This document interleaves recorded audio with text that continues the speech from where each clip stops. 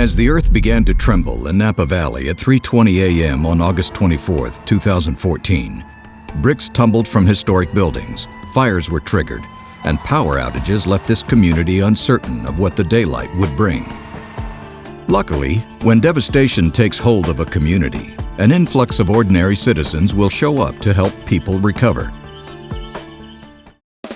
As part of the Santa Clara County e-learning series, the Working Together with Spontaneous Volunteers video will help you understand how to make the best use of this valuable resource when you need them most. I think the challenge is the sudden influx of spontaneous, untrained volunteers. I mean, everybody wants to come right away and help. We've seen that several times. I think what's overwhelming about it is how do you manage that and how do you coordinate that? Working together with spontaneous volunteers requires a bit of know-how and a lot of organization.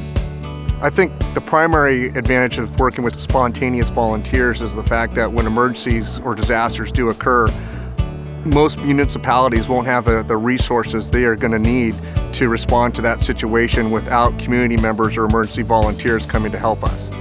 During this training, you will learn about how spontaneous volunteers can help in a disaster. We'll cover recruitment, screening and placement, as well as orientation and training. And lastly, you'll obtain knowledge about volunteer tracking and record keeping, supervision, and demobilization and recognition of volunteers. A spontaneous volunteer after a disaster is generally a local, unaffiliated person who shows up due to their compassion and their value for public safety and service to help out. A spontaneous volunteer can be anyone from the community. It could be elderly, it could be middle-aged, it could be a younger child. This valuable resource may be an individual or a part of a corporate group, service club, or congregation with a variety of specific skills and abilities with no expectation of payment in return. Generally speaking, spontaneous volunteers are tasked with assignments that are simple, require little training, and that can be accomplished in a fairly short amount of time. Tasks that spontaneous volunteers can do can be very vast. They can help with the reception of volunteers that are coming into an organization. They can help perhaps bagging sand if it's a flood situation. They can help with data entry. They can help also with training of volunteers depending upon their skill sets.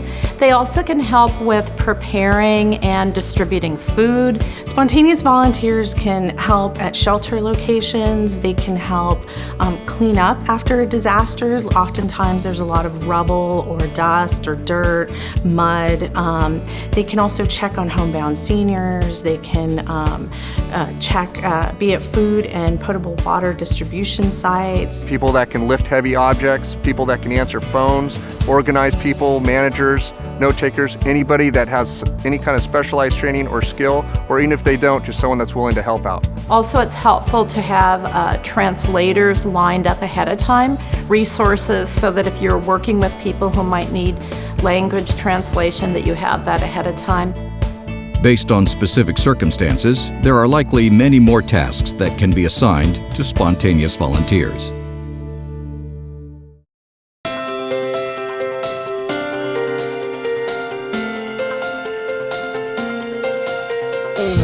For the vast majority of spontaneous volunteers, there is no recruitment effort. They simply show up. We know that they're going to want to help. They're going to come forward. If there is a huge influx of spontaneous volunteers, the first step is to set up a reception area, assign staff and seasoned volunteers who can begin to coordinate with this large group. They provide information and application forms and conduct a group orientation and training. If, however, the response effort requires recruitment of more volunteers or volunteers with specific skills, there are steps that you can take. To recruit more volunteers or volunteers with particular skills, you can make this request of the local EVC or Emergency Volunteer Center. Santa Clara County has identified 4 areas for EVC coordination, and one city is designated as the planning lead for each area. If none exist in your area, contact 211 or your local service clubs, private sector businesses, and community-based organizations for additional resources. I think social media is a great tool in a variety of things, including recruiting spontaneous volunteers. Just by its very nature, it's spontaneous, and so you want to reach people where they are, and that is it could be on Twitter, it could be on Facebook, and then letting them know where to go and what to do. Additionally, the American Red Cross or similar agencies may have access to large numbers of unassigned volunteers. Local media, congregations, and government entities are also a valuable resource.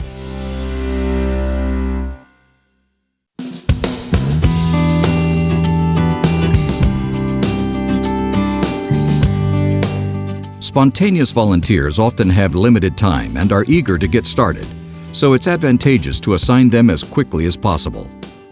Information that we want to know about a spontaneous volunteer is their name, their address, their age, if there's any physical liabilities or disabilities or limitations that they have, and their time availability.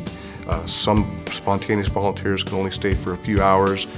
Some are in it for the long haul. We're talking multiple days. But the most important thing that we look for is what they offer us, what kind of knowledge and skills they have. It is also important to use a screening process to ensure that volunteers have the right qualifications for a position. Well, the best way to screen a volunteer is you're going to have to find out what their knowledge, skills, and abilities are. You also want to find out if they have any certifications, licensings in particular, and if so, you're going to want to make sure you can verify those certifications. Note these details on the application form and attach a photocopy as well. Based on agency policy, an independent verification may be required through a state agency database. If a position requires a background check, it may not be the best fit for a spontaneous volunteer. You can, however, follow your agency's specific policies and procedures to obtain a background check if interest and time allows. Volunteers for government agencies may need to be registered as disaster service worker volunteers, which involves taking a loyalty oath.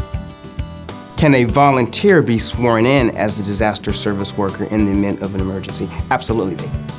Check with your local emergency management agency for program details. Use the information you have collected on the application form and during an intake interview to find the best placement options for each volunteer. We want to be able to match those talented people to the right job for them. With a spontaneous volunteer, the main thing is people want to feel like they're being used wisely and they're being put to good use. They don't want to come and just do something where they feel like they're wasting their time. Before assigning a particular task, consider a volunteer's availability. If, for example, an individual is available over multiple days, they would be well suited for a task that may require some training, like staffing a call center. An individual that is available only today would be better suited to a task like sandbagging or some other assignment that requires minimal training or availability. Be certain that volunteers can be appropriately identified when working in the field. Generally established volunteer organizations are already going to have some type of uniform or identification already. If it's a spontaneous volunteer that just shows up in the field to help out, they're probably going to be given something that's going to be a little bit quicker, a hat, a vest, a bracelet, an ID card, something like that. You can also use color coding to your advantage. So it may be spontaneous volunteers who aren't highly trained. Maybe you have your coding as green. You might have red as maybe your volunteers that are highly trained in the mentor category. Some organizations may also issue a name tag or badge with a clear expiration date for those volunteers taking on multiple shifts.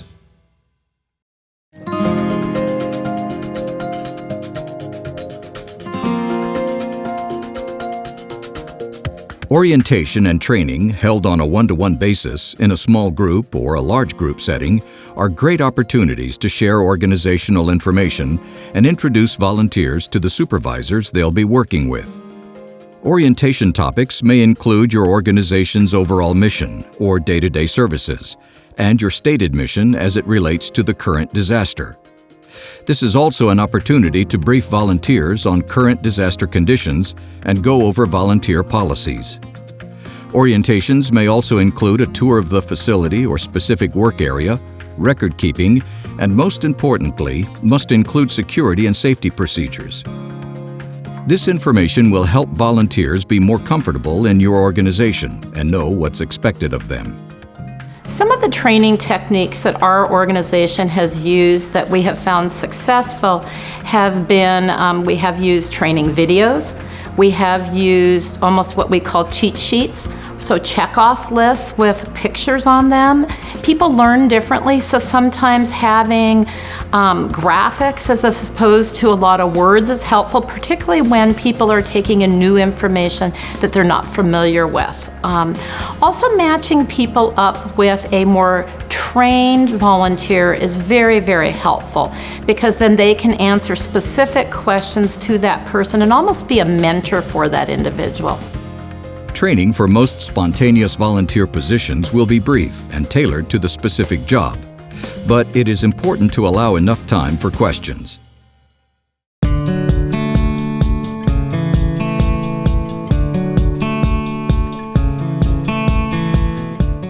While spontaneous volunteers are typically placed in low-risk positions, supervision is still of critical importance. Supervision can help lessen organizational risk and optimize volunteer efforts and safety. Be willing to be flexible.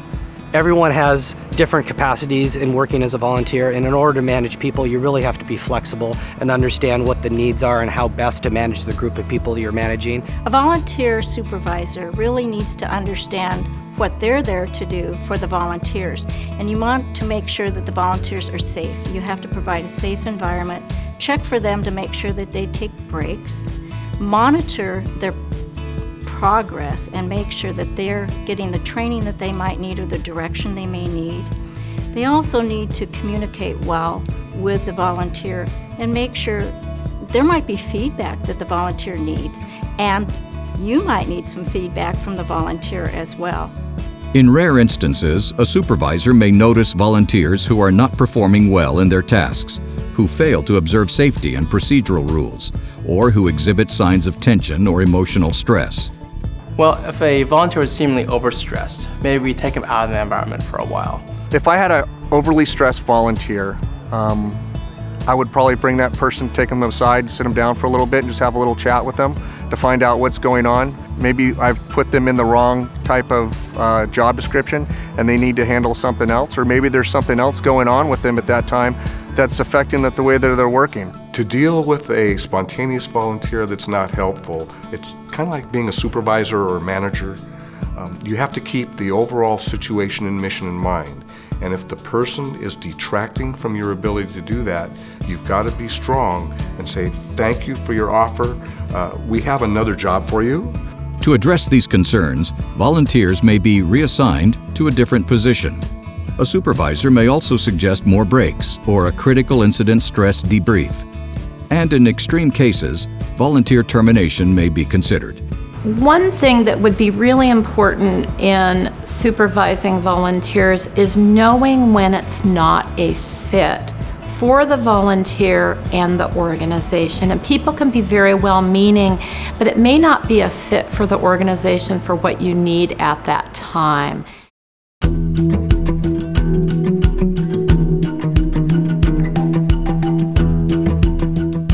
Record keeping serves many purposes. Volunteer hours and other data are important components in the disaster response story, especially for media and elected officials. Good records allow you to kind of keep track of the good things that your organization does. It's also useful for cost reimbursements. It also helps protect you against civil liability. People do get injured. Spontaneous volunteers, they could get injured. The records we keep of spontaneous volunteers include their contact info and physical description, who they're assigned to, what specific tasks or missions that they've been assigned to do, and what they accomplished during their time as our volunteer. Keep track of application forms, licenses and credentials, and volunteer hours captured through daily sign-in and sign-out sheets. Proper documentation of safety and job-related training, as well as any performance issues, is also vitally important. All this information can be collected either in an actual paper file, electronically, or online. It is always appropriate to debrief with volunteers at the end of a shift or as the response is closing down.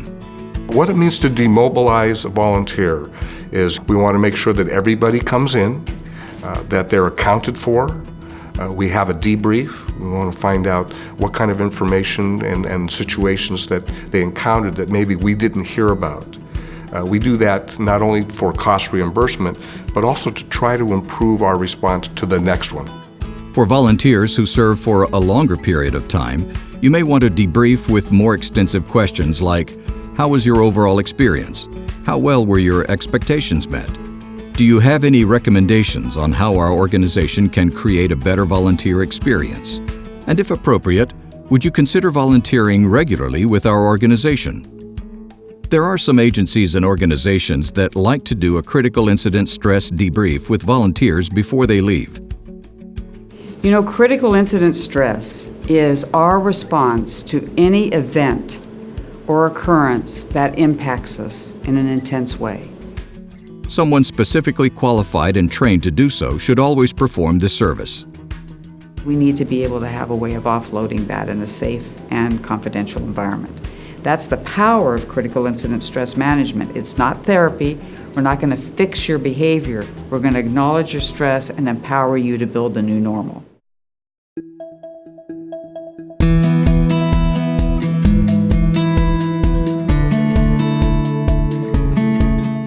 Recognition is an important aspect of volunteer management, and there are many ways, both formal and informal, to recognize volunteers for their efforts.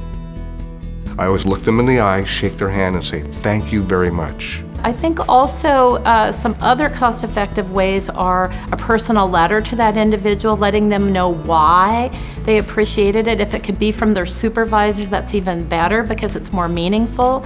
Certificates sometimes, tokens of appreciation. It could be a simple pin. Sometimes we have done volunteer recognition events, and we've used it as a not only appreciation event, but also an opportunity to train people, and then also put that personal touch on it. I think that's really, really important is what did their volunteer contribution do? And it may be not individually, but collectively, what were they able to do? Thank you goes a long way to a volunteer who's offering their time, talent, and treasure to nonprofits. So we thank them, we recognize them, we offer awards, we take care of them, make sure that they have everything they need to do the job, whether it just be a lunch or whatever we can do to make their lives easier. Asking for their feedback. They may have great suggestions on how we can do something a little differently. They may come up with some really good ideas that are time-saving for us in the need of a disaster that we may have overlooked. I always thank people for their job, no matter how big or how small. When a spontaneous volunteer excels in their work, consider giving them a promotion. This too can be a powerful form of recognition and serve to keep volunteers engaged and motivated.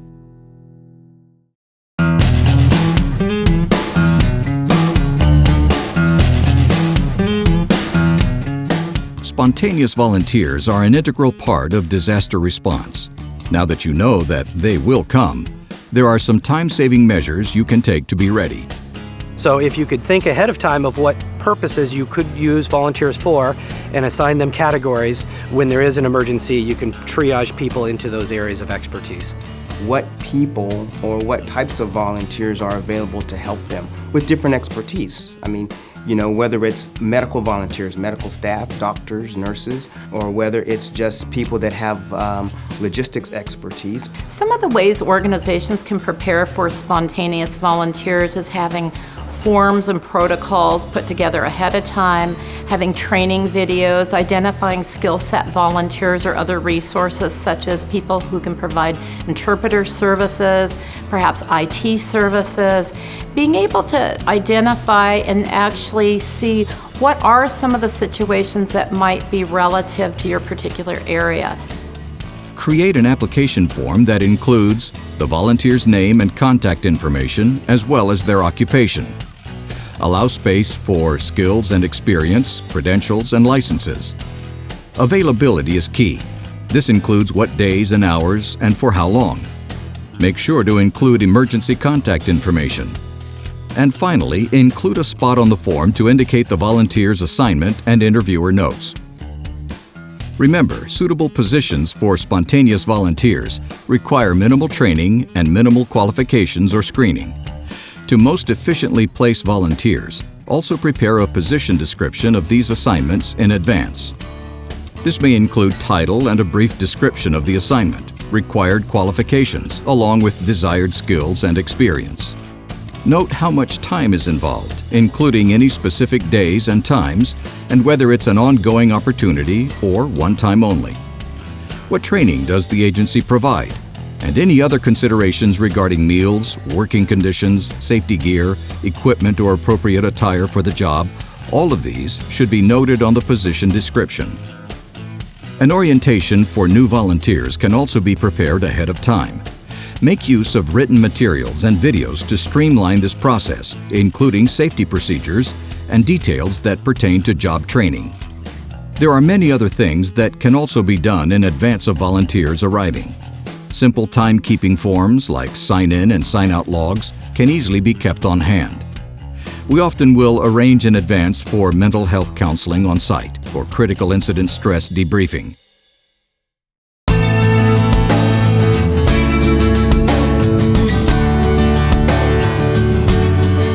Well, I think the reason spontaneous volunteers are really important during a disaster is the fact that they're going to come to help their community.